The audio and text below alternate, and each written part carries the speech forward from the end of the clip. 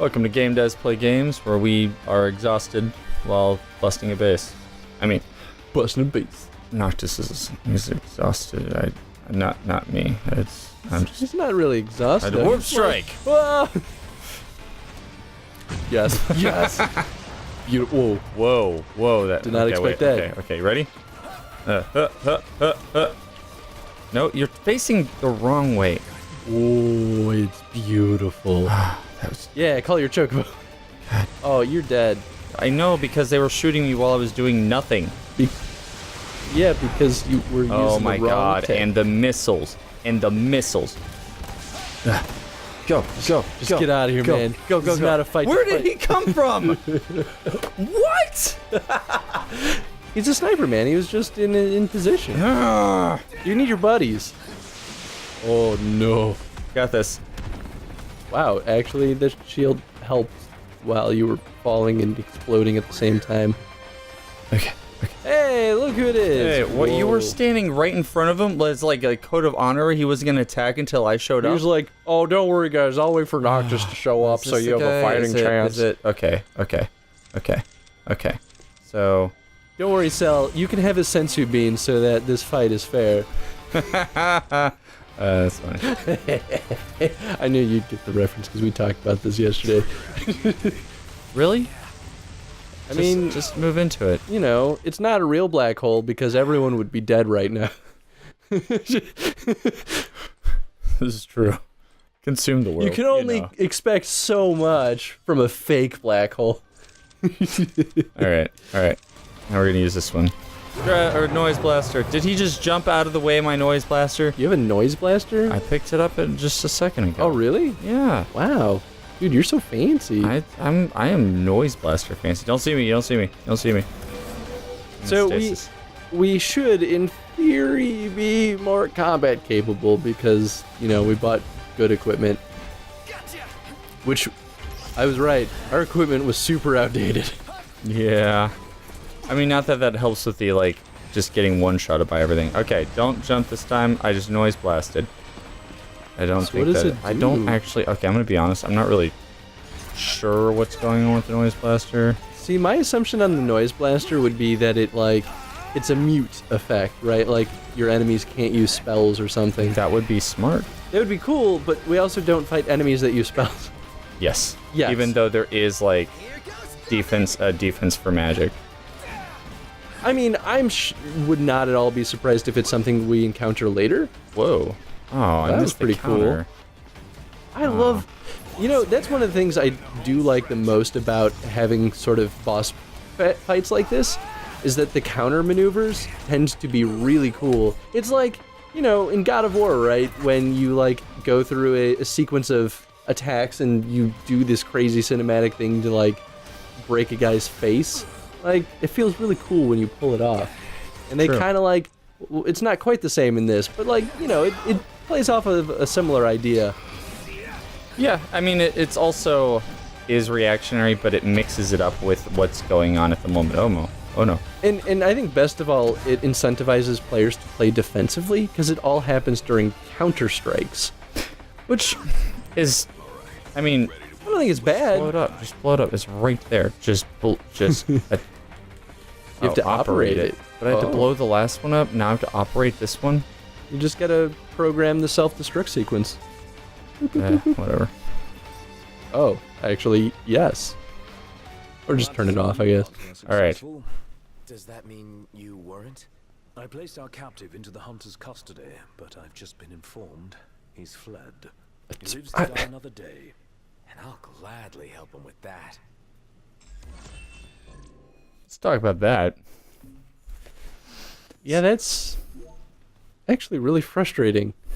So basically, what that does is it leaves us feeling like, well, what was the point of this? Like, from a narrative perspective, they're like, ooh, he's slippery. You can't get him that easy. You got to keep trying. Oh. Forgot about this part. So from a narrative perspective, this is why we came here. Probably to get wrecked by her. Hey, pretty boy. She's one of the ones that we saw earlier, right? Talking to big scary Chancellor dude. I don't know if he was a chancellor, but like, the Was dude, she? I don't know. I think this is the first time she shows up, but maybe I'm wrong. Well, we had a bunch of those no-name people talking to like long gray-haired dude. Oh, no, I mean, the guy we were trying to kidnap definitely was, but she, no, I think this is her first appearance. Although he's talking about her, like, you know, when he's walking and you're like following after him to capture him, he's sitting there talking about how she was sent by the High Chancellor to watch him. Like, he's like, I know it's just a ruse that she's like sent here to help, but really she's just watching me. So she is working for the High Chancellor But against like, the guy that, like, so there's a lot of internal politics with the Empire, which is actually kind of cool. Yeah. And I wish that they would like hone in on that more. Because maybe they will still. I mean, yeah, it's entirely possible, but like if the Empire is going to fall, it's going to be because of that. Because of like the internal politics, which is They're not cooperative. They're very like They're competitive. competitively cooperative. They're only cooperative until they get the upper hand. Huh. I mean, that's very like evil empire-ish. Whoa. She's got crazy cinematic counter-strikes. Whoa. I don't know who she was. You're breaking your own base. Bust a base. This is how we bust the base. We just like... Whoa. How did I just... Oh. Alright. We're Ignis and Propto. Ignis, Propto. Jerk. Ooh, that does Run not away. feel Run well. away. Go save him. Yeah. Alright. Good. And No, I Ignis had dies. the wrong gear on. Ah, crap. Alright, I'm not going to be able to change it while we're in the middle, though. Whoa. Oh, you're Oh, using wow. Mark. Yeah, I meant to use regroup. I mean, you know, it still was cool. I mean, but it wasn't what I wanted. Alright, Ignis. Y'all just Ignis. Y'all just Ignis. Yeah, I guess we never really talked about changing characters' equipment sets during combat, but I don't know. Does it? I don't like it. I'm going to be honest. I think it makes sense that they would allow it. Traditionally, in games like this, they would like penalize you, right? Like even older Final Fantasy, it would take your action Whoa. to change equipment. This game, it seems to be pretty inconsequential. It does. There's downsides and upsides, right? Like the downside is that, or the upside is that when It you doesn't face an enemy slow. with a certain weakness, yeah. But then the question is almost like, why don't they have a system in place where I can change like all of the weapons instead of 4? Now that's easy because there's only so much you can comfortably do without just screwing over your interface. Right, yeah. They at a certain point, it's better to have it be quick and easy to use rather than like, I don't know, cumbersome. And I've seen a lot of games try to do that. And it can just be a pain in the ass. Actually, the new Ratchet & Clank kind of suffered from that a bit because there's so many guns that every time you want to change your gun, it's like, let me pull up this radial menu and sift through it, choose my gun, and I'm like, okay, now I have it. And like, sure, it's not really that bad, but it slows down things just enough to prevent fluid transition of equipment like this game does. So sticking to the design of having you switch between 4 primary, and if you really need to, you can go into the menu and then, you know, switch it out more. I don't know, I think I'm actually kind of fond of that style. I do agree, though, that it's a little weird that there's no penalty to going into your interface and changing out your equipment. Maybe the logic is like, well, he's Noctis. He can actually just teleport equipment in and out whenever he wants anyway. Yeah, that's fair. It's yeah, I don't know. It's I mean it would suck to be in a fight and not be able to suddenly equip the weakness that you need. Yeah, right, especially if like you don't have any fire related things, right? And then you find out that, oh, this enemy I'm fighting is only weak against fire. So if it was locked out and you couldn't change anything, then be like, well, how was I supposed to know that until I was already in the fight? Yeah, exactly. And then the answer there would be like, don't make the game so heavily reliant on weaknesses, but then that takes away that angle of the game. It almost becomes luck to have the right thing equipped. Exactly. Or that you've already fought the thing, and at that point the challenge is kind of already done anyway. And even then, you don't always know that type of enemy is going to appear unless you've been going through a dungeon or something, and Yeah. they've been consistently appearing. Potions. You get a potion, and you get a potion. I would. Oh, okay. Thanks, Ignis. As he dies. I couldn't move or get up or do anything, and then she. Okay, that's cool, I guess. All right, whenever you're done, lady.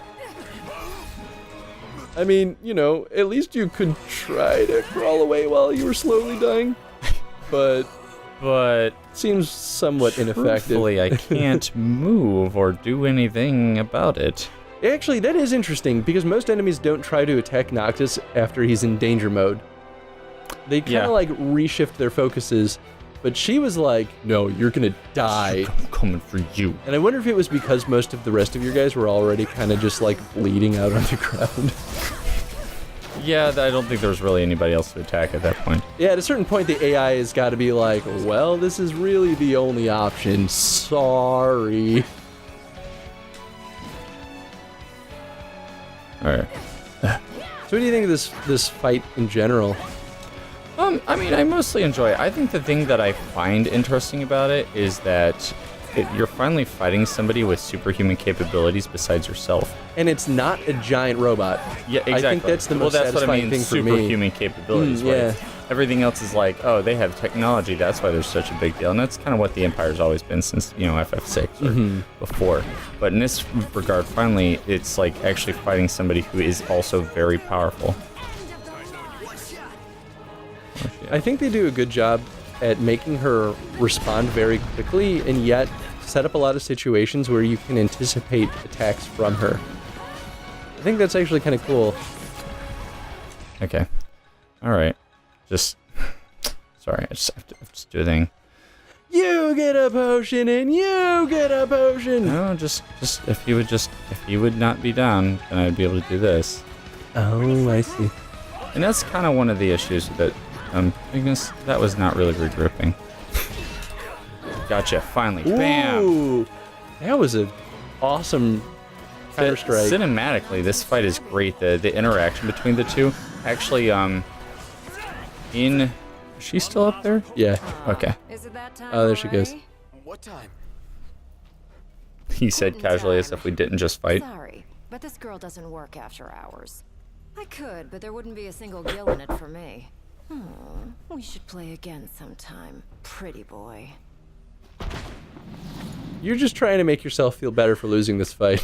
That's what I said. Anytime that some random NPC's like, oh man, we should try again sometime. It'll be fun. I'm like, I was gonna beat you, and you know it. I'm so worried about Iris. I imagine she's fine. But we Well- shouldn't keep her waiting. We're the ones assaulting the base. She's just hanging out of town. So I'm imagining that we're fine, or she's fine, and we're not. I'm sure Iris didn't have to use a Mega Phoenix today. Although, if Iris was with us, we might have, just done this better. Yeah. She's not bad. Oh, her character's awesome, actually. And like the entire trip with Iris is just pleasant because finally there's somebody who's just nice. Yeah, I guess really the whole party is kind of snarky. Prompto's nice, but like, He's not. but he's also just Did you kick their asses? Oh yeah. annoying. Day's work. I said it. I said it.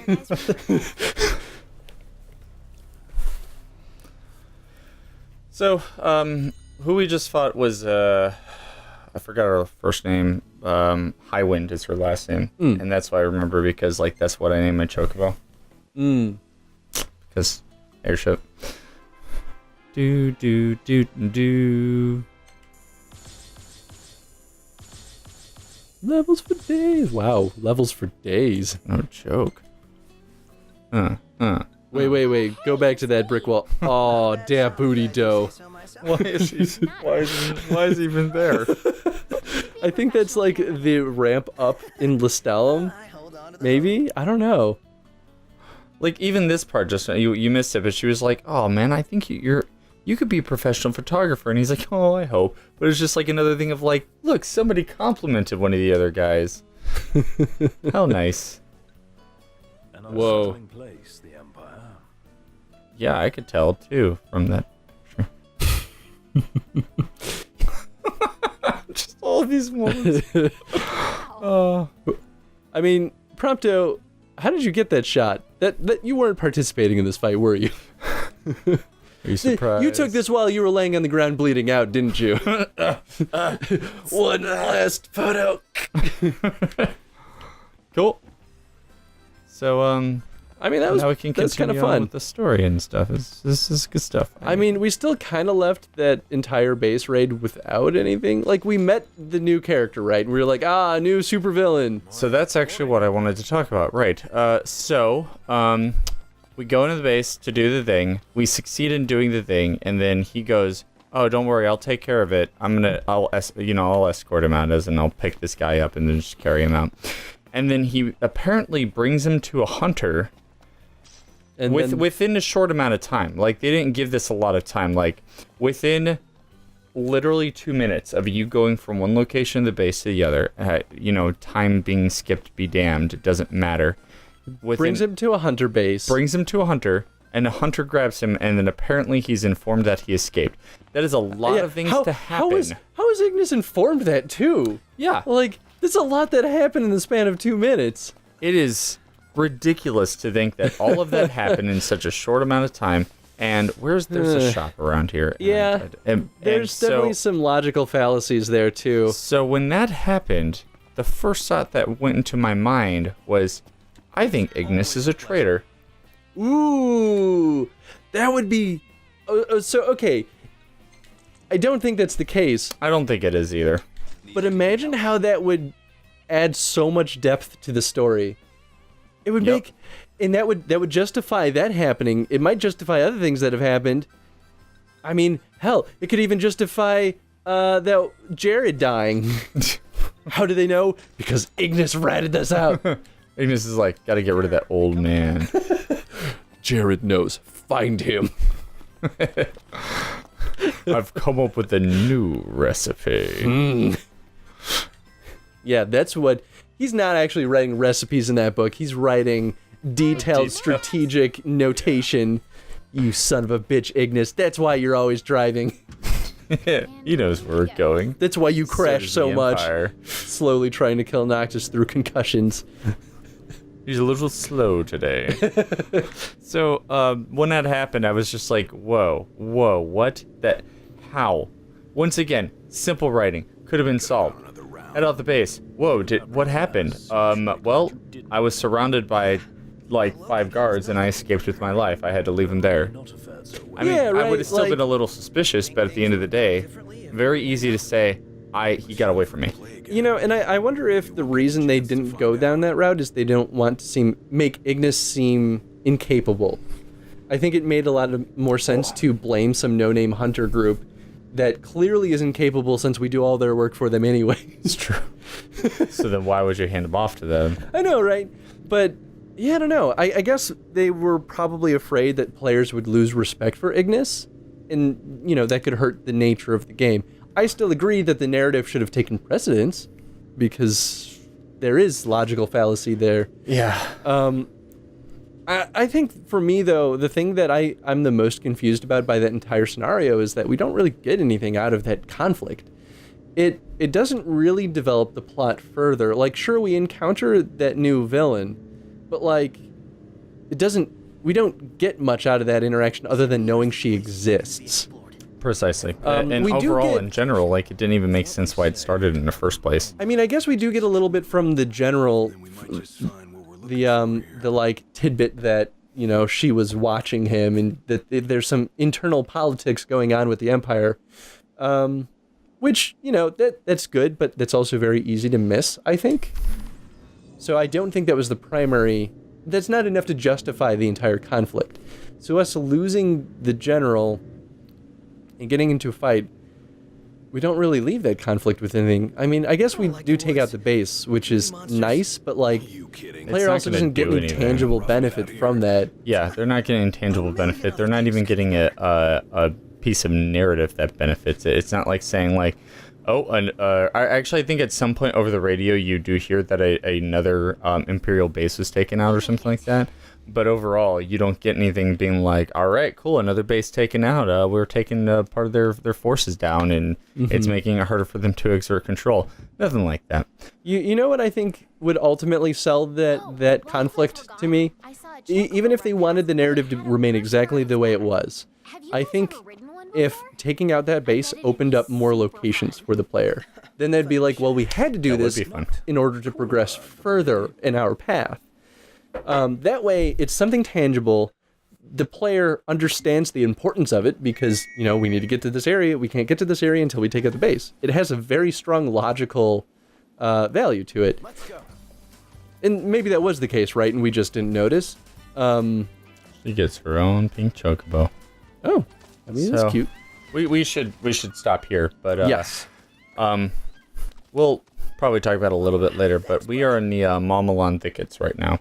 Basically, where we're at in the game is that they're gonna keep. We're driving along this path goes, and we keep stopping off at places. And it's experiences that we get to have with her in the party.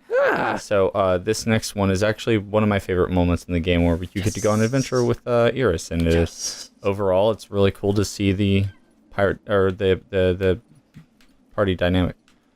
Cool. I'm excited for that. Also, I just want to mention she just had a dialogue. She's like, "Oh, I've seen somebody ride on chocobos. Have you ever seen anybody that rides on them?" And when I was playing, she said that right as I got on my chocobo, and I was like, "Yeah, Iris, you're on one right now." Looks down. Oh my God! How did this happen? Oh, so That's good. the power of the king, fool. Chocobo You get a chocobo. Oh, great teleporting ability. Like the gravity well, it doesn't use a machine. He just goes, "You get a gravity." Oh, I'm sorry. Oh no. Anyway, question of the day: what did you think about this second base raid and the outcome? Sugar was like, "Love me, love me. I will engulf you in my butt feathers." Oh, that's so good. Oh, all right. Okay. Bye, guys. Anyway, bye, everyone.